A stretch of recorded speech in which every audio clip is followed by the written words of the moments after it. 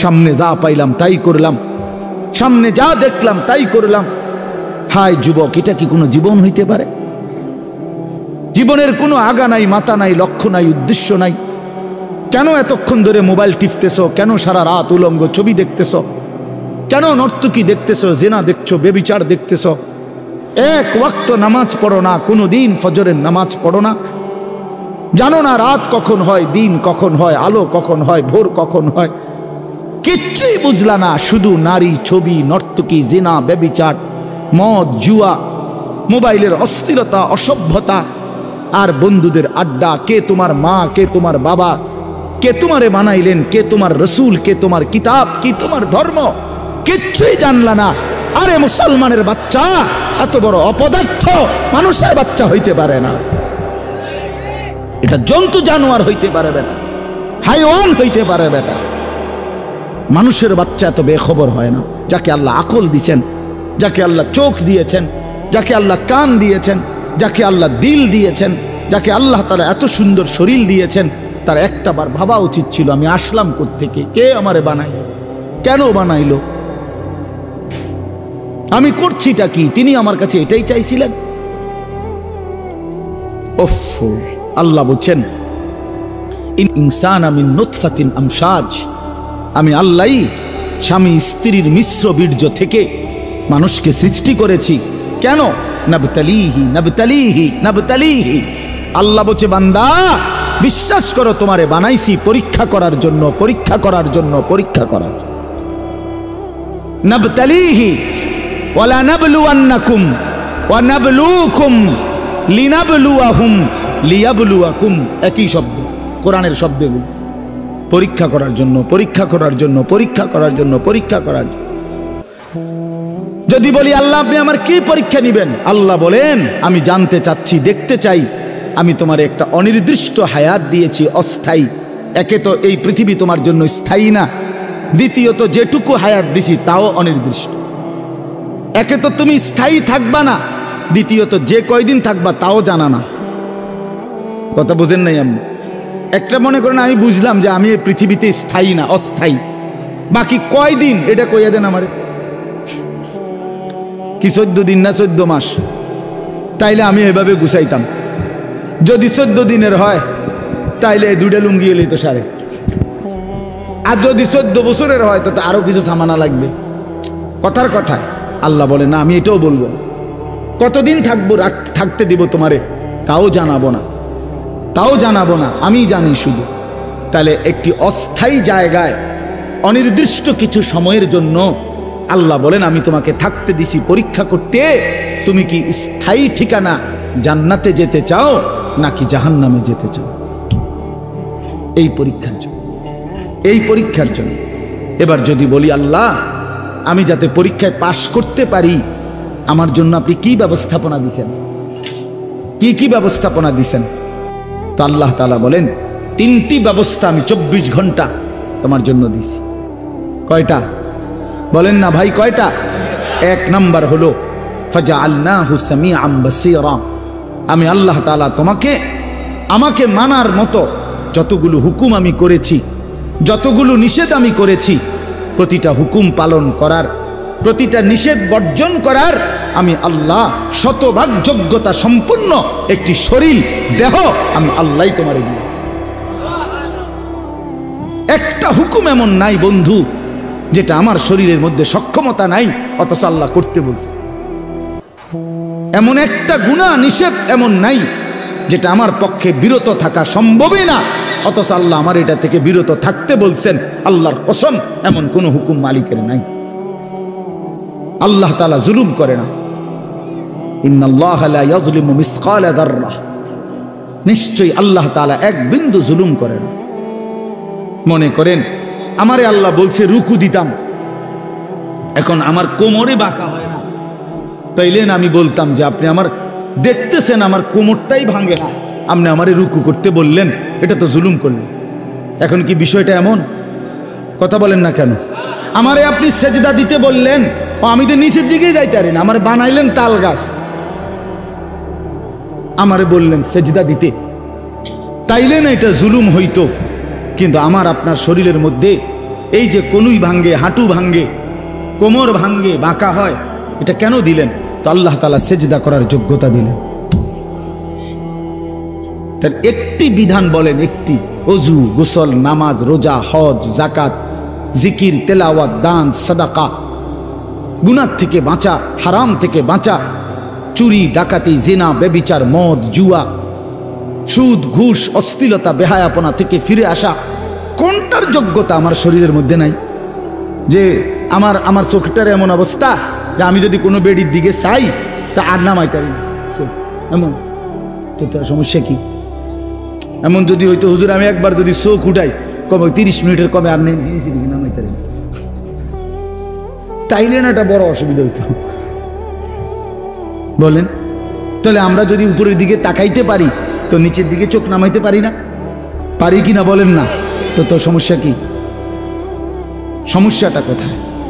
সুদ আল্লাহ নিষেধ করছেন, তো ব্যবসা কি আল্লাহ হালাল করে নাই? তো ভিন নারী দেখতে কি নিষেধ করছেন, তো একজন পবিত্র স্ত্রী গ্রহণ করতে কি অনুমতি দেয় নাই? তো সমস্যা কোথায় বলেন? অর্থাৎ আল্লাহ তাআলা বলেন, বান্দা আমি একটি হুকুম এমন দেই নাই যা তোমার শরীরের সাথে মানানসই নয়, এমন হয় না। তুমি শতভাগ পারবা, এই যোগ্যতা দিয়েই আমি আল্লাহ তোমার দেহ বানিয়েছি। ফিতরাতাল্লাহিল্লাতী ফাতারান নাসা আলাইহা। 2 নম্বরে আল্লাহ বলেন, ইন্না হাদাইনাহুস সাবিলা। এটার মধ্যে 2টা, 2 এবং 3। আল্লাহ তাআলা বলেন, তোমারে আমাকে মানবার যোগ্যতা সম্পন্ন একটি শরীর যেমন দিয়েছি, এবার আমি আল্লাহ দ্বিতীয় এবং তৃতীয় 2টা ব্যবস্থা করছি। একটা হলো তোমারে বুঝাইবার জন্য 24 ঘন্টা আমি আল্লাহ এক জামানা নবী রাসূল, এরপরে নবী রাসূলদের পরবর্তীতে ওলামায়ে কেরাম সর্বযুগে তোমার সামনে রাখছি, যারা তোমার আখিরাতের রাস্তা, পরীক্ষায় উত্তীর্ণের রাস্তা, জান্নাতের রাস্তা বুঝায় দিবে, বলে দিবে এমন উপযুক্ত রাহবার, পথ প্রদর্শক, এমন উপযুক্ত আলেমে দ্বীন আমি আল্লাহ তোমার জন্য রেখেছি। বলেন, এখানে একজন বয়স্ক লোক বলেন, আজ থেকে 30 বছর আগে, 50 বছর আগে আপনি শুনছেন যে 1 বছর এরম হয়েছে, সকালে উঠটা মানুষে দেখছে যে দেশে কোনো হুজুর নাই? 1990 সালে এরকম একবার হয়েছে। কেন কথা বলেন? 1986 সালে একবার এরকম হয়েছে নাকি? এমন ঘটনা ঘটছে কখনো? না, ঘটে নাই। এমন ঘটনা ঘটে নাই। আল্লাহ তাআলা তার জমিনে তার প্রতিটি বান্দাকে বুঝাবার জন্য উপযুক্ত আলেমে দ্বীন এই জমিনের মধ্যে রেখেছেন। 3 নাম্বার হলো আল্লাহ তাআলা বলেন, আমি বুঝবার জন্য তোমার সামনে 24 ঘন্টা সর্বসময় আমার আসমানি কিতাব কোরআন তোমার সামনে রেখেছি। তাইলে তোমারে মানবার মতো যোগ্যতা সম্পন্ন একটা শরীর দিছি, তোমারে বুঝাইয়া বলার জন্য নবী রাসূল এবং ওলামায়ে কেরাম দিয়েছি, তোমারে বুঝবার জন্য কিতাব দিয়েছি, এরপরেও বান্দা কেন পারলাম? কি উত্তর দিবেন তখন? বলেন ভাই, বলেন বাপ, কি জবাব হবে তখন আমাদের? আমরা কি বলবো তখন? 2টা প্রশ্ন আল্লাহ এবং রাসূল হাসরের ময়দানে করবে। একটা হলো দুনিয়াতেই করছে আল্লাহ, এটা কোরআনে আছে, ফাবি আইয়ি হাদিসিন বাদাহু ইউমিনুন। আমি নিয়মিত বলি এই কথাটা, কোরআন শরীফে আছে, আল্লাহ বলছেন, বান্দা আমি 23 বছরে 30 পারা কোরআন নাজিল করেছি। আমি আল্লাহ আমার সর্বশ্রেষ্ঠ কালাম তোমাদের জন্য দিয়েছিলাম। আমি এক একটা কথা বান্দা বারবার এই কোরআনের মধ্যে বলছি, আকিমুসসালাহ, আকিমুসসালাহ, আকিমুসসালাহ, আকিমুসসালাহ। বান্দা তুমি জানো আমি 80 বারের চাইতে বেশি তোমারে বলছি নামাজ পড়ো, নামাজ পড়ো, নামাজ পড়ো, নামাজ পড়ো। এত শ্রেষ্ঠতম কিতাব বললাম, 30 পারা কোরআন দিলাম, এতবার বললাম। আল্লাহ জানতে চাইছে কোরআনে, বান্দা এরপরে আর কোন কথা বললে, এর চাইতে দামি আর কোন কিতাব দিলে তুই নাফরমান আমার কথা মানতি? এই বেনামাজি বেঈমান, আর কোন আল্লাহ বললে, আর কতবার বললে কোরআনের চাইতে দামি আর কোন কিতাব নাজিল করলে তুই নাফরমান সেজদা দিতি? বলেন, আল্লাহ জানতে চাইছে যে আমি আর কি বললে আমি আর কেমনে বললে বান্দা, আমি আর কতবার বললে বান্দা আমারে মানতা। হায় হায় ওফো। কোরআনুল কারীমের মধ্যে মোট 89 বার, 8, 9, 89 বার এই কথাটা আছে, ইয়া আইয়ুহাল্লাযীনা আমানু, হে ঈমানদারগণ, হে ঈমানদারগণ, হে ঈমানদারগণ। বিশ্বাস করে 89 বার আল্লাহ ডাকছে, হে আমার ঈমানদারগণ, হে আমার বান্দা, ওই আও না। এতবার বললেন, আর কতবার বললে আমরা আল্লাহকে সেজদা দিতাম? বলেন ভাই আমার ছেলেরা, বলো বাবা। আর কতদিন বললে ফজরের নামাজ পড়তা? খোদার 365 দিনে কোনো দিন ফজরের নামাজ পড়ো না, একদিনও না। তুমি মানুষের বাচ্চা, তুমি মুসলমানের বাচ্চা, কোন মার ঘরে জন্ম নিছ? না ফরমান, কোনদিন মালিকের কথা মনে পড়লো না? ভোরের আলো কোনদিন দেখলা না? সুবহে সাদিক কোনদিন দেখলা না? কোনদিন ভোরের আলো দেখলা না? আহা, এ কেমন হয় মানুষ মুসলমান? ওই যে দেখেন, ওই অপদার্থ দেখেন, দেখছেন? হ্যাঁ, এটাই জিন্দেগি। কারে বলে, কি বলে, কেন বলে, কার জন্য বলে, এগুলো আমার দরকার। আমার শাহওয়াত, আমার বন্ধুদের আড্ডা, আমার বান্দ্রামি, এই আমার জিন্দেগি। হ্যাঁ হ্যাঁ, আমি ছাড়তে রাজি না বাপ, আমি ছাড়তে রাজি না। আজ অভিভাবকরা আপনারা নিজ নিজ সন্তানের ব্যাপারে এই পরিমাণ গাফিল হয়ে গেছেন।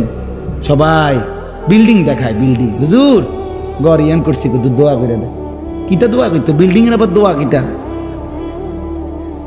বলেন, ইট বালুর কি দোয়া? এটা কিতা দোয়া করতো? হ্যাঁ, মোটরসাইকেল কিনছি হুজুর, কিন্তু দোয়া করে দেন। মোটরসাইকেলের দোয়া, প্রাইভেট কারের দোয়া, প্রাইভেট কারের বইয়ে ভিতরে বইয়া দোয়া করেন লাগবে। যাইতে এটার ভিতরে ঢুকাই, যে হুজুরের ভিতরে বইয়া কিন্তু দোয়া করে। কি দোয়া করতো বেটা? হায় হায় হায়, ছাদ ডালাই আজকা দোয়া করে দেন, আজকে ছাদ ডালাই। এই খাট পালং আর সোফা ফার্নিচারের জন্য দোয়া চাইলেন, এই সন্তানটা নষ্ট হয়ে যাচ্ছে, তার জন্য কিছুই বললেন না।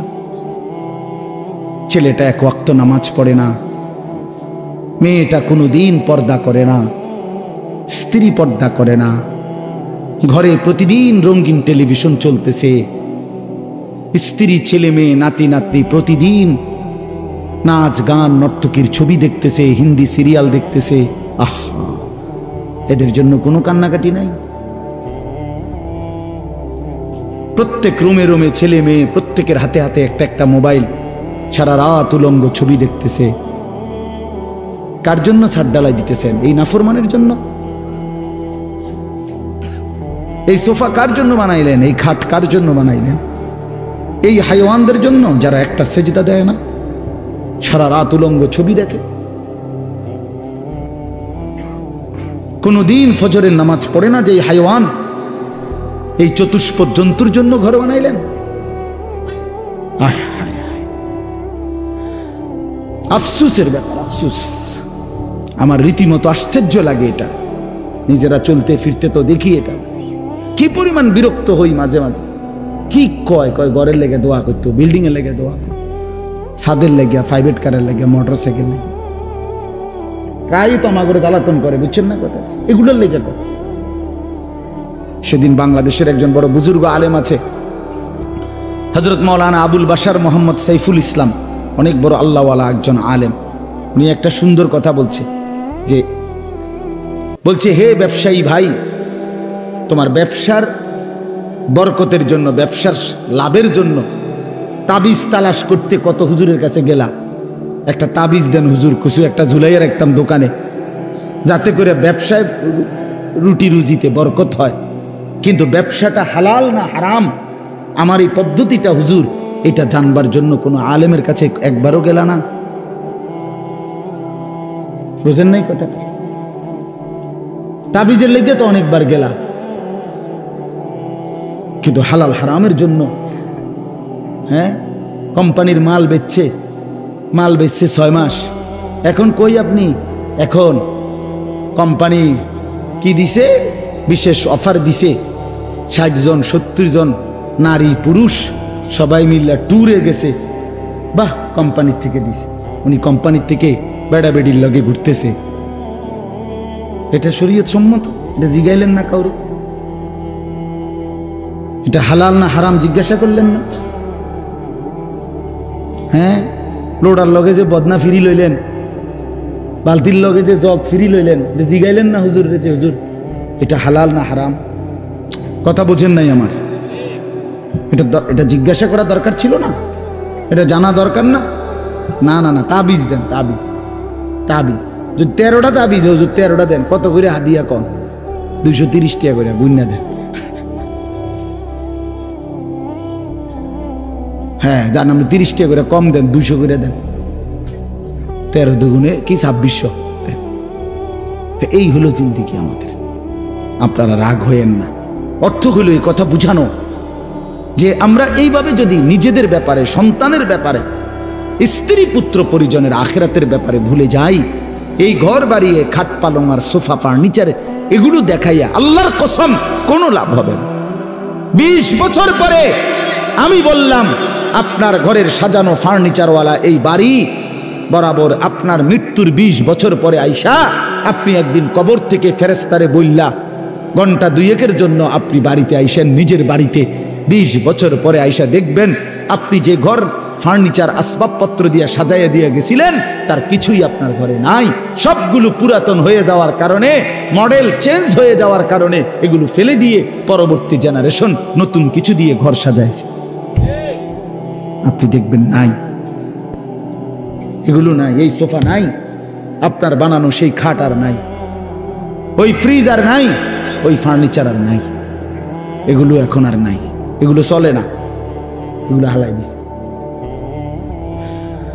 কিন্তু প্রতিটা সেজদা, প্রতিটা রুকু, প্রতিটা জিকির, প্রতিটা তিলাওয়াত, প্রতিটা টাকার দান, প্রতিটা সাদকা, আল্লাহর কসম আখিরাতে জান্নাতে ফেরেশতা ওইটার পুরস্কার একেবারে লিখিত ডকুমেন্ট সহ আপনার হাতে উঠায়। আররাফাহা লাহুম ইয়ারিফুনাহা, ইয়ারিফুনাহা কোরআন শরীফে আছে। আপনারা আমি এটা বুঝাইয়া কইতে মজা পাইবেন। আপনি বলেন একবার সুবহানাল্লাহ, আবার বলেন সুবহানাল্লাহ, আবার বলেন সুবহানাল্লাহ। এই কয়বার হইল?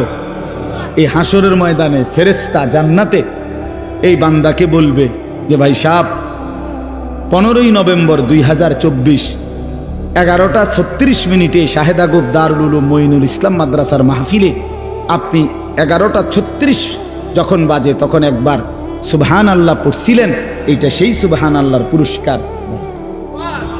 এরপরে আপনি দ্বিতীয়বার আরেকবার সুবহান আল্লাহ পড়ছিলেন, এটা দ্বিতীয়বার একটা।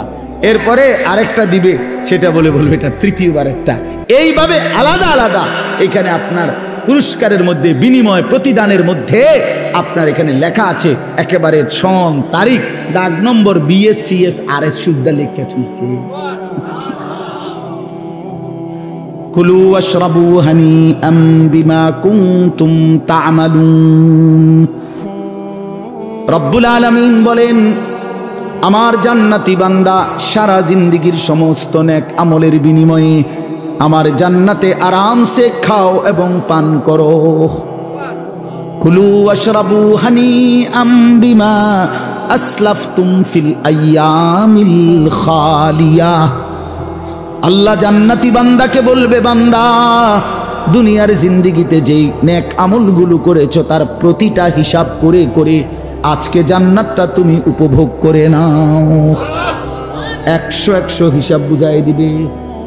জাযাআম বিমা কানু ইয়ামালুন। আল্লাহ বলেন, দুনিয়ার জীবনে যা আমল করেছো বান্দা, জান্নাতে আমি তার পুরাপুরি বিনিময় বুঝায় দেব। লাহুম মা ইয়াশাউনা ফিহা ওয়া লাদাইনা মাজিদ। আল্লাহ বলে, বান্দা জান্নাতে তুমি যা চাইবা আমি আল্লাহ তো তা পুরা দেবই।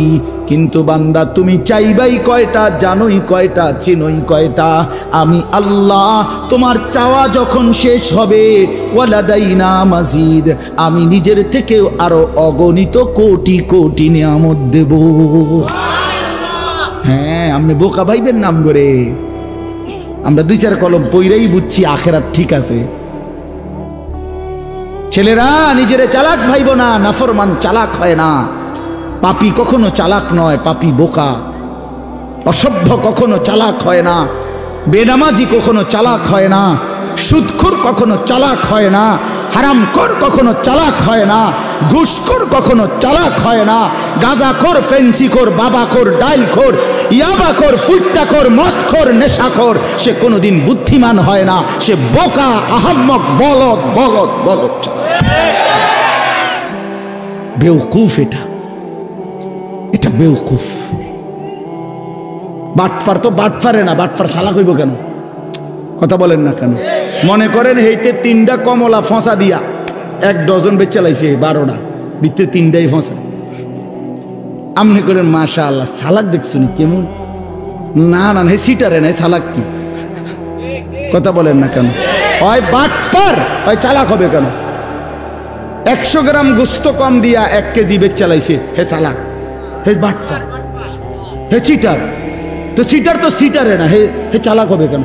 সুদখোর তো সুদ করে না, হেরে চালাক বলেন কীর্তেন? আপনি মিথ্যাবাদী তো মিথ্যাবাদী না, ওরে আপনি চালাক বলবেন কেন? কথা বলেন না কেন? চালাক হবে কোন যুক্তিতে?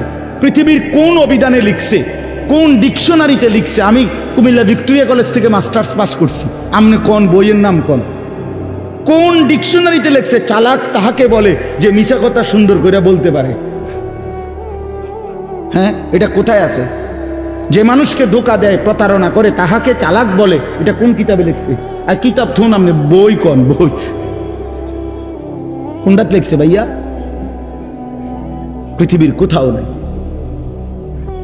ধোঁকাবাজ ধোঁকাবাজি, প্রতারক প্রতারকই, নাফরমান নাফরমানি, এটাই তার পরিচয়, এটাই তার পরিচয়। আল্লাহ নবী সাল্লাল্লাহু আলাইহি সাল্লাম বলেন, আল কাইয়িসু মান দানা নাফসাহু ওয়া আমিলা লিমা বা'দাল মাউত। এটাই আমি পড়ছিলাম হাদিস। নবীজি বলেন, বুদ্ধিমান চালাক সে। আল কাইয়িস, সৌদি আরব থাকেন বা থাকছেন এমন আছেননি কেউ? হাত উঠান। প্রবাসী এই যে আরব দেশে, গালফে ছিলেন বা আরবে, ওইখানে আপনার কোয়াইস কোয়াইস মানে কাইয়িস, চালাক চালাক, বেড়া, বুদ্ধিমান, কোয়াইস।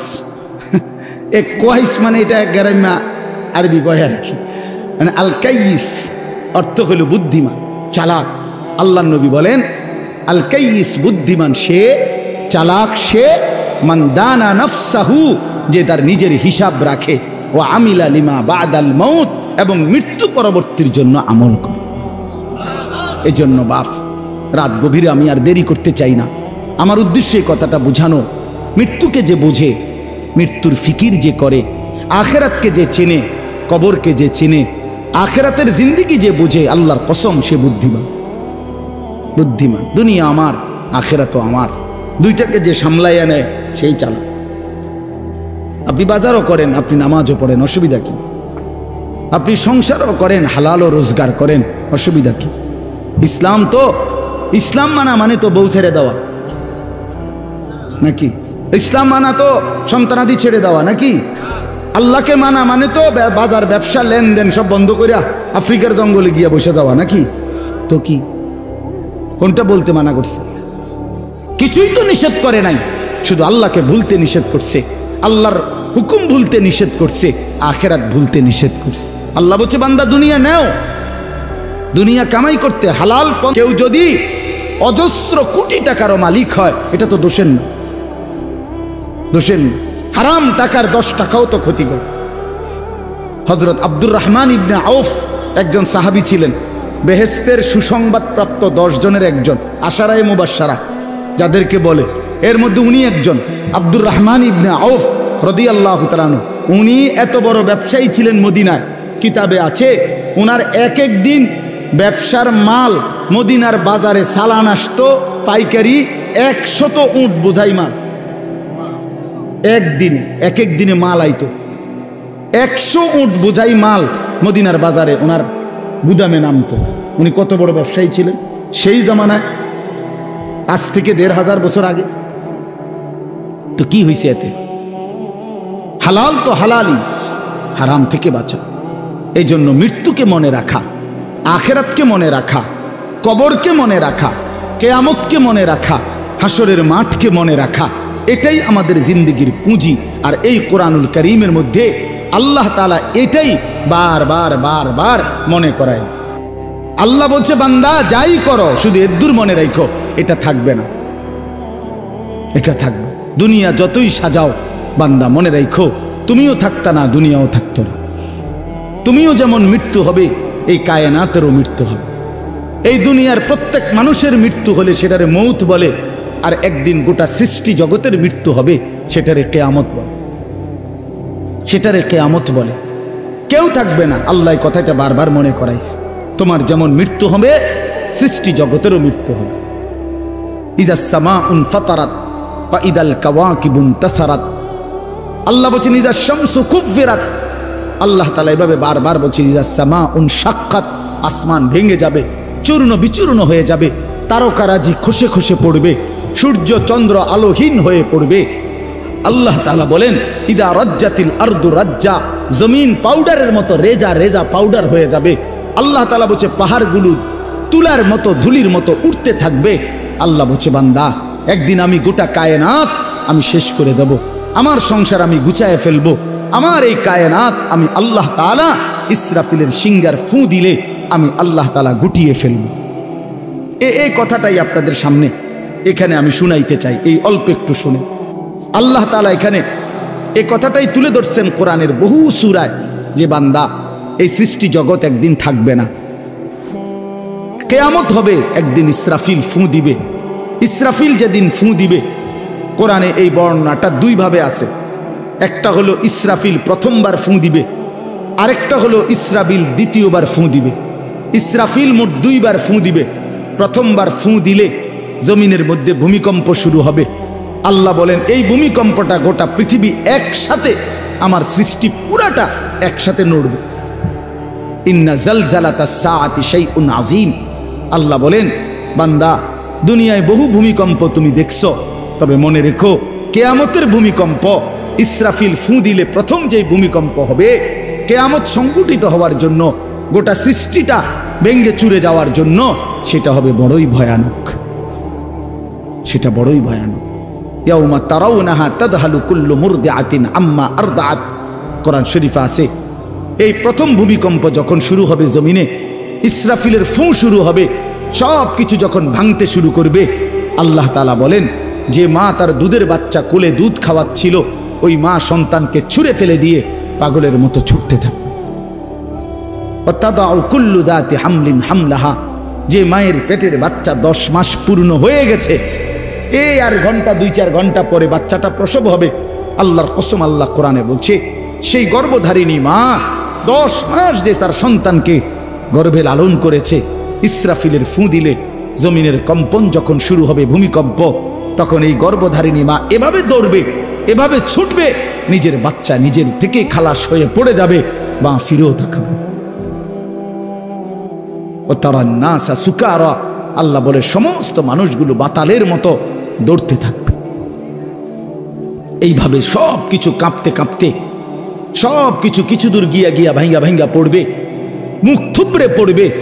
তো আল্লাহ রাসূল সাল্লাল্লাহু আলাইহি সাল্লাম বলেন সমস্ত কিছু এই সৃষ্টি জগতের যা আছে আল্লাহ ব্যতীত সব কিছুই প্রথম ফুঁয়ের পরে কাঁপতে কাঁপতে ভূমিকম্পের মতো হয়ে জমিনের তলদেশে চলে যাবে। মাটির উপরে তখন একটি সুতা আর থাকবে না, আর কিছুই। এই হলো কিয়ামত, প্রথম ফুঁ, প্রথম ভূমিকম্প। নির্দিষ্ট একটা সময় পরে আবার আল্লাহ তাআলা ইসরাফিলকে জীবিত করে আবার বলবেন আরেকটা ফুঁ দাও, একটি নির্দিষ্ট সময় পরে। সেই সময়টা কতদিন? হাদিসের একটি বর্ণনা থেকে, নবীজির একটা বর্ণনা থেকে মুহাদ্দিসিনে কেরাম বলছে এই দ্বিতীয় ফুঁ আর প্রথম ফুঁর মাঝখানে, প্রথম ফুঁতে সব কিছু যখন কবরে চলে যাবে, তখন হতে পারে দ্বিতীয় ফু দিতে দিতে মাঝখানের সময় 40,000 বছর। আমার বন্ধু, আমার বাপ, আমার ভাই, রাত হইছে, কষ্ট সবাই করতেছেন, এতটুকু তো ভাবেন সর্বশেষ যেই লোকটা কবরে যাবে, শেষ হতে পারে তাকে কবরেই থাকতে হবে 40,000 বছর। তো এখন যারা মরতেছে তারা কবরে আছে আজকে কত বছর? নবীজি সাল্লাল্লাহু আলাইহি সাল্লামের জামানায় যারা মারা গেছে তারা আজকে কতদিন কবর? ওই নূহ আলাইহিস সালামের জামানায় যারা মারা গেছে তারা আজকে কতদিন? ভেবে দেখেন। আচ্ছা, এই শেষ লোকটাই যদি 40,000 বছর থাকতে হয়, আর যদি কবরের আযাব হয়, তার কি পরিমাণ কষ্ট পাবে সে? কি পরিমাণ কষ্ট পাবে? আল্লাহ রাসূল সাল্লাল্লাহু আলাইহি সাল্লাম বলেন, কবরের প্রথম শাস্তিটা কি? কোন ব্যক্তি যখন কবরের প্রশ্নের জবাব দিতে পারবে না, তখন আল্লাহর পক্ষ থেকে ফেরেশতাদেরকে বলবে, কাযাবা আব্দি, আমার বান্দা মিথ্যা বলেছে। ফাআফরিশুহু মিনান নার ওয়ালবাসুহু মিনান নার ওয়াফতাহু লাহু বাবান ইলান নার। আল্লাহ বলবে ফেরেশতাদেরকে, ফেরেশতারা আমার এই নাফরমান বান্দার কবরের মধ্যে জাহান্নামের বিছানা বিছিয়ে দাও, আগুনের পোশাক পরিয়ে দাও, আর জাহান্নাম বরাবর তার জন্য একটা দরজা খুলে দাও। এরপরে নবীজি বলছেন, ফেরেশতারা এই ব্যবস্থাপনা করে, আল্লাহর কসম বাফ, নবীজি বলছেন ফেরেশতারা যখন চলে যাবে এই আগুনের বিছানা বিছাইয়া, আগুনের পোশাক পরাইয়া, আর জাহান্নামের দরজা খুলে দিয়ে যখন কবরে রেখে এই নাফরমানকে রেখে যাবে, তখন আল্লাহ নবী সাল্লাল্লাহু আলাইহি সাল্লাম বলেন, প্রথম মুহূর্তেই ফেরেশতা চলে যাওয়ার সাথে সাথে মাটি ডান দিক থেকে এই নাফরমানকে একটা চাপ দিবে, বাম দিকে ডান পাশের হাড্ডি পাঁজর ভাঙ্গা বাম দিকে চলে যাবে। বাম দিকের মাটি ডান দিকে চাপ দিবে, তো বাম দিকের হাড্ডি পাঁজর ভাঙ্গা ডান দিকে চলে আসবে। আল্লাহ আমাকে মাফ করে দেন। আল্লাহুম্মা ইন্নী আউযু বিকা মিন আযাবিল কবর। নবী সাল্লাল্লাহু আলাইহি সাল্লাম 5 ওয়াক্ত নামাজের পরে, আল্লাহর কসম বন্ধু, প্রতিদিন 5 ওয়াক্ত নামাজের পরে নবীজি কবরের আযাব থেকে পানাহ চাইতেন। প্রতিদিন। হযরত উসমান রাদিয়াল্লাহু তাআলা আনহু কবরের সামনে দাঁড়াইলে এই পরিমাণ কাঁদতেন, হাত্তা ইয়াবুল্লা লিহিয়াতাহু। হাদিসে আছে কিতাবে যে তার দাড়িগুলো ভিজে ভিজে যাইত, দাড়ি ভিজে যাইত, এই পরিমাণ কাঁদতেন কবর দেখলে। এরপরে তো সামনে ভাইয়া, বিষয়টাকে হালকা মনে করেন না। বাবারা আমার, ছেলেরা আমার, বিষয়টাকে দোস্ত আমার, হালকা মনে করেন। এই বেনামাজি জিন্দিগি কষ্ট পাইবেন, এই বেহায়ার জিন্দিগি কষ্ট পাইবা বাপ। আমি বলছিলাম আরেকটা কথা, আল্লাহ নবী বলবে একটা কথা, তো আল্লাহ বলছে, বান্দা আমি আর কতবার বললে, কেমনে বললে, আমি এর চাইতে দামি আর কোন কথা নাজিল করলে তুমি আমারে মানতা? আর নবীজি বলবে হাসরের ময়দানে, নবী বলবে, উম্মত তুমি জানো, হাদিসের তাফসীরের মধ্যে আছে, প্রত্যেক ব্যক্তি, আল্লাহ বলছে নবীকে, আমাদের নবী সাল্লাল্লাহু আলাইহি সাল্লামকে, বন্ধু আপনারে সামনে রাইখা আপনার উম্মতের আমল নামা আমি আপনারে সামনে রাইখা খুলমু। নবী সাল্লাল্লাহু আলাইহি ওয়াসাল্লাম যখন উম্মতের আমল নামা খুলে দেখবে, খোদার 365 দিনে কোনো দিন ফজরের নামাজের সেজদা নাই, 30 বছর সুদের ব্যবসা করছে, 50 বছর মিথ্যাই বলে গেছে, হারাম রোজগারি করেছে, 30 বছর যাবৎ মহিলাটা কোনো পর্দা করে নাই, ঘরের মধ্যে কোনো দিন শরীয়ত বলতে কিছু নাই। আল্লাহর নবী সাল্লাল্লাহু আলাইহি সাল্লাম তখন বলবে, উম্মত তুমি জানো আমি 23টা বছর অনবরত তোমার জন্য কেঁদেছিলাম। আমি সেই নবী, যে নবী সারা রাত এশার নামাজের পরে দাঁড়াইছি ফজরের আজান পর্যন্ত, এক দাঁড়ানোতে চোখের পানি ফেলে উম্মতের জন্য দোয়া করছিলাম। আল্লাহ রসুলের স্ত্রী আম্মা জান আয়েশা বলছেন, নবী এই পরিমাণ কাঁদছে, এতটা লম্বা দাঁড়ায় ছিল উম্মতের জন্য, হাত্তা তাওয়াররামাত কাদামাহু, 2টা পাও ফুলে ফুলে গেছে। আল্লাহ নবী বলবেন, উম্মত আমি 23 বছর কাঁদছি রে, প্রতিটা রাত কেঁদেছি, দিন কেঁদেছি। আমি এই পরিমাণ, পিঠটা খুলে দেখাবে চাদর সরিয়ে, আমার উম্মত, আমার পিঠটা দেখো, তায়েফের পাথরের আঘাতে আমার পিঠ কি পরিমাণ ছিদ্র ছিদ্র হয়ে গেছে। আমি সেই নবী, যে নবী তোদের জন্য পেটে ক্ষুধার কষ্টে পাথর ভাঙছিলাম 2টা। আমি উহুদের ময়দানে দান দান শহীদ করে রক্ত মাখা শরীর নিয়ে বেহুশ হয়ে লম্বা সময় পড়েছিলাম। আমার ঘরের চুলায় 3 মাস, হাদিসে আছে আম্মাজান আয়েশা বলছেন, নবীজির ঘরে আমরা 9 জন বিবি।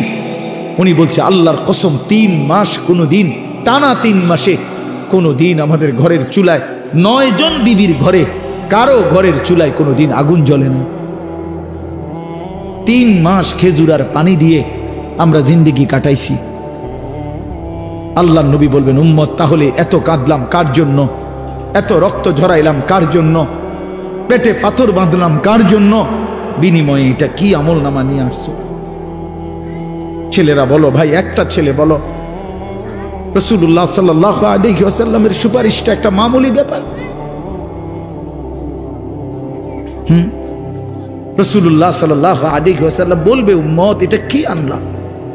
আমি এই আমল নামা নিয়া আমার মতো এত বড় শ্রেষ্ঠ রাসূলের উম্মত তুমি, আমি মালিকের সামনে দাঁড়ামু কেমনে, এটা দেখামু কেমনে?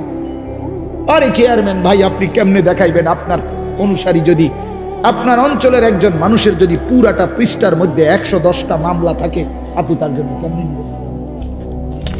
আপনি একজন উপরস্থ পদস্থ কর্মকর্তার কাছে আপনি কিভাবে সুপারিশ করবেন? বেটা তোর তো কিছুই নাই বেটা, শুধুই অপরাধ আর অপরাধ ছাড়া। তো এই বেচারা লজ্জিত হবে কি না বলেন না কেন? তো নবী সাল্লাল্লাহু আলাইহি সাল্লাম বলবেন, উম্মত তুই আমার মতো শ্রেষ্ঠতম রাসূলের মাথাটা তো ছোট করে ফেললি, তুই তো আমার উম্মত, তুই এটা কি আনলা?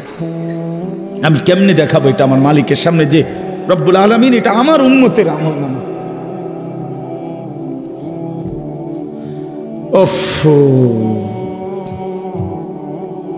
চলেন ভাই,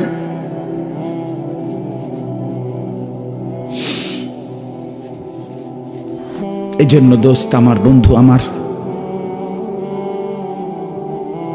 আমি দিবানিশি এই চিৎকার চেঁচামেচি করি, এই আহাজারি আমার অনেক দিনের। মুসলমানের সন্তান ফিরবে, নওজওয়ানরা ফিরবে, মুসলমানের যুব সমাজ নামাজ পড়বে, আল্লাহরে চিনবে, এটাই আমার স্বপ্ন, এ আমার দিলের তামান্না। কারো প্রতি আলহামদুলিল্লাহ এখন আর দিলে শত্রুতা রাখি না, কারো বিরোধিতা, কারো প্রতি হিংসা করার কোনো সময়ও নাই, বিশ্বাস করেন, একদম সময় নেই, সময়ই তো না। আমি জুমার নামাজ পড়াইছি ঢাকা মোহাম্মদপুর আদাবর, আমার জুমা, ওইখান থেকে আমি জুমার পরে রওনা দিয়া মাগরিবের পরে রোয়াচালা বয়ান করছি, এশার একটু পরে ওই মুসাগারা বয়ান করছি, এরপরে এখানে এসে বয়ানে বসছি, শুধু অজু করছি, শুধু অজু, শুধু সময় বাঁচানোর জন্য মসজিদের খানাটা খাই নাই, হোটেলে, পথের একটা হোটেলে মদনপুর পার হয়ে আইসা অল্প কয়টা ভাত খাইছি। এটা বলার উদ্দেশ্য হলো কেরামতি বুজুর্গি বুঝানো না, আল্লাহর কসম বুঝানো হইল এই কথার ফিকির যে কাউরে প্রতিপক্ষ ভাববার কোনো দরকার নাই, কোনো দরকার নেই। আল্লাহ আমাদের সবাইকে বুঝ দান করেন। প্রতিটা ছেলের প্রতি আমার অনুরোধ, বাবা তুমি নষ্ট হইও না, তুমি বরবাদ হইও না। এক বন্ধুর খপ্পরে পইরা, একটা সামান্য মোবাইলের খপ্পরে পইরা, একটা দুষ্ট নারীর খপ্পরে পড়ে, মেয়ের খপ্পরে পড়ে চরিত্রহীন হইও না, চরিত্রহীন। আল্লাহ তাআলা মানুষকে যেই চাহিদা দিছে সেটা পূরণের বৈধ ব্যবস্থাও দিছে। মানুষকে আল্লাহ তাআলা তৃষ্ণা দিয়েছেন, তো তৃষ্ণা নিবারণের জন্য পবিত্র হালাল পানীয় আল্লাহ তাআলা দিয়েছেন। মানুষকে আল্লাহ তাআলা ক্ষুধার চাহিদা দিয়েছেন, তো হালাল খাবারও আল্লাহ তাআলা দিয়েছেন। তো মানুষের লজ্জাস্থানের যেই চাহিদা, শাহওয়াত, যৌন চাহিদা, এটা আল্লাহ তাআলা দিয়েছেন, তো এটা পূরণের জন্য হালাল স্ত্রী আল্লাহ প্রত্যেক পুরুষের জন্য ব্যবস্থাও রেখেছেন। কেন নষ্ট হইবা? চরিত্রহীন হইবা কেন? উলঙ্গ ছবি আর নর্তকীর পিছনে জীবন শেষ করে দিবা কেন? কি দুঃখে বন্ধু নষ্ট হইলা বলো? অনেক ছেলে তো এখানে বসছো মাশাআল্লাহ, কিন্তু অনেক ছেলের চেহারা দেখলেই বোঝা যায় ভাইয়া নামাজ পড়নি, চেহারায় সেজদার চিহ্ন নাই। দোস্ত আমার চিহ্ন নাই, আল্লাহ আমাদেরকে মাফ করে দেন। তো আল্লাহ তাআলা বলেন ইসরাফিলকে আল্লাহ দ্বিতীয়বার উঠাবে, উঠাইয়া বলবে ইসরাফিল আবার ফুঁ দাও। এই আবার ফুঁ দিলে এবার আবার জমিন কাঁপতে শুরু করবে দ্বিতীয়বার। তো প্রথমবার ফুঁ দেওয়াতে জমিন কাঁপতে কাঁপতে সব কিছু কই গেছিল? নিচে, মাটির নিচে। মাটির উপরটা কি খালি, ফাঁকা না? এইবার দ্বিতীয়বার যখন ইসরাফিল ফুঁ দিবে, মাটি কাঁপতে কাঁপতে ভূমিকম্প শুরু হলে এবার জমিনের সমস্ত কিছু ভিতরে যেগুলো ছিল সব কিছু জমিনের উপরে উঠে আসবে একেবারে একটা সুতা সহ। গরু, ছাগল, মানুষ, জিন, স্বর্ণ, রৌপ্য, হীরা, মণি, মুক্তা, জহরত, সব সব সব, শুধু মানুষ না, একেবারে সব কিছু। একেবারে আদম আলাইহিস সালামের জামানা থেকে ইসরাফিলের ফু পর্যন্ত যত কিছু মাটির তলে গেছে সব মাটির উপর উঠে আসে। ইদা জুলজিলাতিল আরদু জিলজালাহা, আল্লাহ তাআলা বলেন এই দ্বিতীয়বারের ভূমিকম্প জমিনে যখন হবে, ও আখরাজাতিল আরদু আসকালাহা, জমিন তার তলদেশ থেকে তার ভেতরে যা কিছু বোঝা জমিনের মধ্যে ছিল সব কিছু সে জমিনের উপরে তুলে দিবে। তুলে দিলে তখন তাফসীরের মধ্যে আছে এই যে স্বর্ণ, রৌপ্য, মণি, মুক্তা, টাকা পয়সা, হীরা, জহরত, অর্থ সম্পদ, এগুলোর স্তূপ থাকবে। আশ্চর্য কথা শোনেন, সরাসরি হাদিসে আছে, নবীজি বলছেন এই স্বর্ণ, রৌপ্য, মণি, মুক্তাগুলো তখন আল্লাহর কুদরতে কথা বলবে। এইগুলা, এই অর্থ সম্পদগুলা, মানুষের যে অর্থ সম্পদ, এগুলো কথা বলবে। কি কথা বলবে? চোরের ডাক দিবে, আইনা সারিক, এই চোর, এদিকে বাটফার, এদিকে এই সম্পদের জন্য চুরি করেছিলি, আজ যা দরকার নেই। আইয়ুহাল কাতি, এই ডাকাত, এদিকে এখান থেকে নে, এই সম্পদের জন্য ডাকাতি করছিলি, নে এখন নে। সরাসরি হাদিস আছে, রাসূলুল্লাহ সাল্লাল্লাহু আলাইহি ওয়াসাল্লাম বলছেন এই অর্থ সম্পদ ডাক দিয়া বলবে, হে আত্মীয়তার সম্পর্ক ছিন্নকারী বেঈমান, এদিকে এই সম্পত্তির জন্য আপন ভাইকে বঞ্চিত করছিলি, আপন চাচাকে বঞ্চিত করছিলি, আপন ভাতিজারে বঞ্চিত করছিলি, এর জন্যই আত্মীয়তার সম্পর্ক ছিন্ন করেছিলি, এখন নে যা লাগবে নে। হারামখোর এখন নে, সুদখোর কত টাকা দরকার তোর এখন নে। আল্লাহর কসম, মানুষ পাগল হয়ে যাবে, অবাক হয়ে যাবে। আর এটা কি? এই এরপরের আয়াত, ওয়াকালাল ইনসানু মা লাহা, লোকেরা বলবে ওমা এটা কি হলো, আরে এটা কি কারবার, এগুলো কথা কয় কেমনে, এগুলো কয় কি এগুলা? মানুষ সব অবাক হয়ে যাবে, বলবে একে অপরে মা লাহা, জমিনের কি হলো, এগুলোর কি হলো, এগুলো কথা বলছে কেন, এগুলো কি বলতেছে এগুলো? অর্থাৎ কেউ তো কিছুই নিবে না, নিবে কিছু, কথা বলেন না কেন কারো কোনো। তো এবার আল্লাহ বলেন ইয়াউমা ইদিন তুহাদ্দিসু আখবারাহা, আল্লাহ বলে বান্দা অর্থ সম্পদগুলো কথা বলছে দেখে অবাক হইলা, এখনো না দেখবা আসল খেলা, এখনো না দেখবা মেন খেলাটা, যে এখন দেখবা তোমার পায়ের নিচের জমিন, তোমার পুরা জিন্দেগির ভালো মন্দ সমস্ত কিছু তোমার সামনে আমি আল্লাহর সামনে বলে দিব। এখন শুনো, এই জমিন তোমার ভালো মন্দ কথা বলবে। ইয়াউমা ইদিন তুহাদ্দিসু আখবারাহা, তোমার প্রতিটা মিনিট সেকেন্ড একাকী প্রকাশ্য, ঘরে বাহিরে, লোকালয়ে, আলোতে, অন্ধকারে, রাত গভীরে, দিনের আলোতে, তুমি যা ভালো করেছো তাও বলবে, তুমি যা মন্দ করেছো তাও বলবে। রাত গভীরে তাহাজ্জুদের নামাজ পড়ছিলা, এই জমিন এখন বলবে রাত গভীরে জিনা ব্যভিচার আর মদের আড্ডা, জুয়ার আড্ডায়, নারীর আড্ডায় পড়েছিলা, এটাও এখন বলবে। শুনবা, এখন শুন। তখন লোকেরা বলবে হায় জমিন কেমনে কথা বলে, সম্পদ কেমনে কথা বলে। তো আল্লাহ বলেন বিআন্না রাব্বাকা আওহা লাহা, এজন্য বলে যেহেতু আল্লাহ তাআলা আদেশ করেছে। আল্লাহ আদেশ করলে তার গোটা সৃষ্টি কথা বলে, তাহলে মূলত জিহ্বায় কথা বলে না, আল্লাহ আদেশ করলে গোশতের এই টুকরাটা কথা বলে। নাহলে যেই লোক, আপনারা কোনো বোবা দেখছেন কথা বলেন না। বোবা মানুষ দেখছেন কখনো? তো বোবা মানুষের তো জিহ্বা নাই, ঠিক না? আছে না? আছে কিনা বলেন না তো? তো হে কথা কয় না কা? কথা বলে না কা কেন? মানে কথা বলে না কেন? মানে জিহ্বা তো আছে কিন্তু কথা বলে না কা? বুঝা গেল কি? আল্লাহর হুকুম হলে কথা বলে। যে কানে শুনে না, তার এখান দিয়ে এরকম কান নাই, তো হে শুনে না কা? তাহলে কানে দিয়ে শুনে না, আল্লাহর হুকুম হইলে শুনে। যে অন্ধ, সে তার কি এরকম চোখ নাই, তো হে দেখে না কা? মূলত আল্লাহর হুকুম হলেই চোখে দেখে, নাইলে দেখে না। তো ঠিক আল্লাহর হুকুম হইলে গোশতের এই টুকরাটা যদি কথা বলতে পারে, আল্লাহর হুকুম হইলে গোটা সৃষ্টিও কথা বলতে পারে, গোটা সৃষ্টিও কথা বলতে পারে। এবার আসেন, এই শেষ ইয়াউমাইদিন ইয়াসদুরুন নাসু আশতাতাল লিয়ারাউ আমালাহুম, ফেরেশতারা সমস্ত মানুষকে দলে দলে দলে দলে গ্রুপ গ্রুপ করে ভাগ করে দিবে। আর এই ভাগে ভাগে লোকেরা নিজেদের পুরা জিন্দিগির আমল নামা দেখার জন্য, নেওয়ার জন্য নির্দিষ্ট জায়গায় যাবে। ফেরেশতারা বলবে যান, সামনে যান। সামনে গেলেই আপনার আমল নামা আপনি আপনার হাতে পাবেন, আপনি পড়বেন, আপনি দেখবেন, যান ওইখানে ফাইল দিতেছে, যান, সবাই যান। এই দলে দলে মানুষ যাবে। এইবার আমল নামা যখন হাতে দিবে, আল্লাহ তাআলা বলেন ফামান ইয়ামাল মিসকালা যাররাতিন খায়রান ইয়ারাহ, এক বিন্দু ভালো যে করেছে সে তাও দেখতে পাবে। ওমান ইয়ামাল মিসকালা যাররাতিন শাররান ইয়ারাহ, এক বিন্দু মন্দ যে করেছে সে তাও দেখতে পাবে। প্রতি সেকেন্ড, প্রতি ঘন্টা, প্রতি মিনিট, প্রতি মুহূর্ত, প্রতি লামহা, প্রতি জাররা সে দেখে।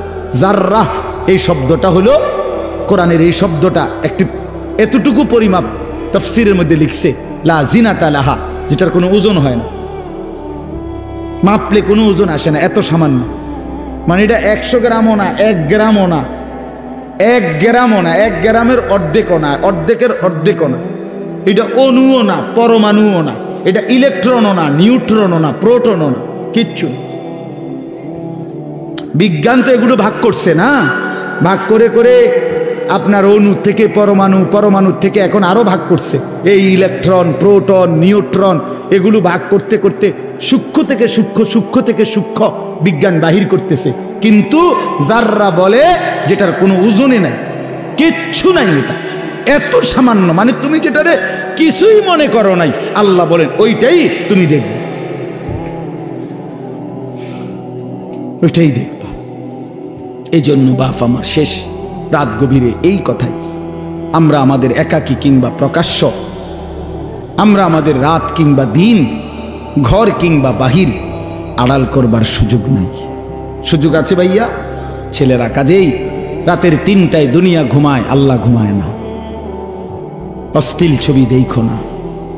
রাতের 3টায় মা ঘুমায়, বাবা ঘুমায়, মালিক ঘুমায় না। রাতের 3টায় মহল্লাবাসী ঘুমায়, কিন্তু আল্লাহ ঘুমায় না।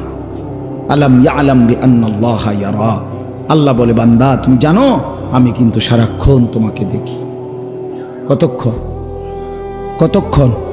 আল্লাহ দেখেন কখন? সারাক্ষণ। এই জন্য আমরা প্রত্যেকে ইনশাআল্লাহ নিয়ত করি যে আমরা আমাদের আখেরাতকে ভাববো, ফিকির করব। আখেরাতের আশায় গুনাহ ছেড়ে দেন, আল্লাহর নাফরমানি ছেড়ে দেন, হালাল পথে জিন্দেগি চালান। একটু কষ্ট হলেও চলে যাবে, পার হয়ে যাবে। ऐसे रहे या वैसे रहे वहां देखना फिर कैसे रहे। বুজুর্গরা বলে এ দুনিয়ায় এমনে থাকো আর এমনে থাকো, কাইট মাইট হইয়া চিত্তিয়া মিত্তিয়া উঠতে লেগা। আসল দেখার বিষয় হলো ওয়াহা कैसे रहे, সেখানে কেমন থাকবা, এটা হলো দে। এটা শেষ হয়ে যাবে। আজ রাত যার বাসর রাত, তারও ভোর হবে। আজকের রাত যার জেলখানায় ফাঁসির রাত, তার রাতও কি হয়ে যাবে? অট্টালিকার মানুষটাও মরে যাবে, জীর্ণ কুঠিরের মানুষটাও মরে যাবে। কোনোদিন দুঃখ যে দেখে নাই সেই সুখী মানুষটাও কবরে চলে যাবে। কোনোদিন সুখ যে দেখে নাই সেও মরে যাবে। আমিও না, আপনিও না, বাবাও না, সন্তানও না, মাও না, কেউ না, কেউ থাকবে না, কেউ না, কেউ না। আজকে আমরা কবরবাসীদের স্মরণ করে দোয়া করি, এই আগামী 20 বছর 30 বছরের মাথায় আমাদেরকে স্মরণ করে, আমাদেরকে কবরবাসী মনে করে, আমাদের পরবর্তীরা মনে করে। এই না জিন্দিগি? কথা বলেন না, এই না জিন্দিগি? এই জন্য আমরা ইনশাআল্লাহ সবাই মিলে ফিকির করি নিজের ভালো, নিজের কল্যাণ। এতটুকু যদি কারো বিবেক না থাকে ভাইয়া, তো সে বুঝলো কি? এজন্য নিজের ভালো দেখেন। ওয়ালা তুলকু বিআইদিকুম ইলা তাহলুকা, আল্লাহ বলছে বান্দা নিজেরে নিজে ধ্বংসের দিকে ঠেলে দিও না, নিজের এত বড় ক্ষতি করো না বান্দা। এই পৃথিবী তুমি গেলেও থাকবে। এই আমরা যারা মনে করি হ্যাঁ অনেক বয়স্ক মাঝ বয়সী লোক আছে, আমি থাকতে যদি আমার জি ফুটটিরে একটু ঘর দুয়ার জাগা জমি দলিল টলিল একটু লাইন ফাইন করে দিয়া যাইতে না পারি, আমি মরলে তারা কেমনে চলবো, কেমনে খাইবো? হেবড়া কয় চা দোয়ানে বইয়া বইয়া হেবড়া কেমনে চলবো তারা? না চাচা, আমনে মরলে আর পৃথিবীতে কামাই রোজগারি উপার্জন সব বন্ধ হয়ে যাবে। আমনেই শেষ কামলা, পৃথিবীর শেষ কামলা আমনে। আমনে মরার পরে মানুষ সব আপনার জিফুত বহন খাইব চা দিয়া ভিজাইয়া। না ভাত তরকারি তো নাই, আমনে মরলে কি আর ভাত তরকারি আগে দিত? আমনে মরলে ইট বালু সিমেন্ট ভাত তরকারি চাল ডাল এটি পৃথিবীর থেকে ফেরেশতারা নিব। এটি কথা হইল? কোনো কথা বলেন, এটা কোনো কথা হইল? এই পৃথিবীতে আল্লাহ তাআলা যাকে হায়াত দিছেন তার জন্য রিজিকও রাখছেন। অতএব দয়া করে এই ভুল না করি। কেন সুদের টাকায়, কিস্তির টাকায়, হারামের টাকায় সন্তানকে আপনি উপার্জনের জন্য দুনিয়া দেশে কিংবা বিদেশে কেন পাঠাইতে হবে? কে বলল আপনার? এই দায়িত্ব আপনার দিল কে? যে আমি বেটা জাহান্নামে গিয়া হইল তোরে বিদেশ পাঠান লাগবো সুদে টিয়া লইয়া, কিস্তিতে টাকা লইয়া। কেন বলেন না? এটা কোনো ইনসাফের কথা হইল? এটা পৃথিবীর কোন আইনে আছে না আল্লাহর কোন আইনে আছে? তো এটা কি? এটা হলো লুভি। লুভি আমনে এবার কলজাটা খুললা চান, এবার কলজার ভিতরে হলো লোভ। এই জন্য এবার কিস্তি লইছে, সুদ লইছে, ফুতেরে টাকার মেশিন বানাইয়া পাঠাইছে বিদেশে, যে তুই শুধু টাকা পাঠাইবি, তোর চাচা জমি বেচবো, তোর জেডায়ও জমি বেচবো, উত্তর দিকের এন্দিয়া 10 শতক বেচবো, হুঁচি টাকা রেডি রাখতে হইব। নাই তো কি? নাই তো কে বললো আপনারে হারামের মাধ্যমে আল্লাহর নাফরমানি করে স্ত্রী সন্তানের সংসার সাজাইতে? এই সংসার সাজে না, এই সংসার বরবাদ হয়। আল্লাহ তাআলা আমাদেরকে বুঝ দান করেন। চলেন হালালের উপরে চলি, আল্লাহকে রাজি খুশি করে চলি, 5 ওয়াক্ত নামাজের মাধ্যমে জিন্দেগি কাটাই। বলেন আলহামদুলিল্লাহ। আজকের এই মাহফিল আল্লাহ কবুল করেন, মাদ্রাসা আল্লাহ কবুল করেন। এতদিনের প্রাচীন মাদ্রাসা, এই মাদ্রাসার সাথে আমরাও প্রতি বছর সম্পৃক্ত থাকি, আসি, ভালোবাসি, মহব্বত করি। আল্লাহ তাআলা আপনাদের সবার ভালোবাসায় মাদ্রাসাটাকে কিয়ামত পর্যন্তের জন্য কায়েম করে দেন। যেই মেহমানরা এসেছেন আল্লাহ তাআলা আপনাদেরকে আফিয়ত দান করেন, আপনারাও মাদ্রাসাকে ভালোবাসবেন। সমস্ত বাবা ভাই সবাই দান করেন, মাদ্রাসায় দান করেন। আমার শায়েখ আরিফ বিল্লাহ আল্লামা মুফতি মুশতাকুর নবী কাসিমি হুজুর বলে, কোনো মুসলমান যদি মাদ্রাসার সাথে 3 ভাবে সম্পর্ক রাখে, 1 নাম্বার মাদ্রাসার জন্য দোয়া করে, 2 নাম্বার মাদ্রাসায় সন্তানকে পড়তে দেয়, 3 নাম্বার মাদ্রাসায় দান সদকা করে, হুজুর বলে আমি আশা করি আল্লাহ তাআলা ওই ব্যক্তিকে হাসরের ময়দানে মাদ্রাসার তোলাবা ওলামাদের সাথেই ইনশাআল্লাহ হাসরের ময়দানে দাঁড় করাবে। এজন্য মাদ্রাসাকে ভালোবাসবেন, দোয়া করবেন, সন্তান পড়তে দিবেন, দান সদকা করবেন। বলেন ইনশাআল্লাহ, বলেন ইনশাআল্লাহ। আল্লাহ তাআলা আপনাদেরকে তৌফিক দেন, কবুল করেন। আমিন। সুবহানাল্লাহি ওয়া বিহামদিহি।